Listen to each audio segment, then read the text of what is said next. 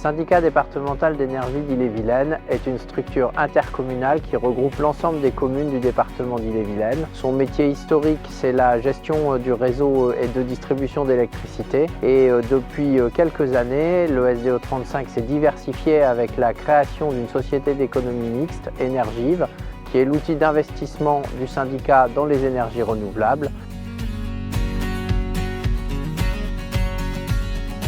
Dans la production d'énergie, la filière de l'agrivoltaïsme se développe très rapidement. Elle intéresse d'abord les agriculteurs qui veulent soit diversifier leur production, soit profiter de l'impact agronomique qu'apportent les panneaux solaires, ou tout simplement soutenir l'équilibre financier de leur exploitation. Les élus des communes sont amenés à émettre des avis. Malheureusement, quelquefois, ils se trouvent un peu démunis et c'est pourquoi le SDE a décidé d'élaborer cette charte de l'agrivoltaïsme. La charte sur l'agrivoltaïsme du SDE 35 comporte une grille d'analyse avec 36 critères qui permettent d'évaluer les projets qui seront proposés dans le futur. Parmi les principaux critères, il y a bien sûr l'implication des agriculteurs dans le projet, leur faculté à prendre des parts dans le projet. Il faut aussi que les collectivités puissent avoir un accès au projet. Un second critère important est de conserver de la marge économique dans le projet pour le cas où la performance agricole après l'installation des panneaux ne serait pas au rendez-vous. Et le troisième critère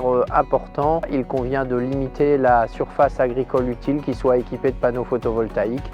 Nous avons mis pour l'instant une marge de 20%.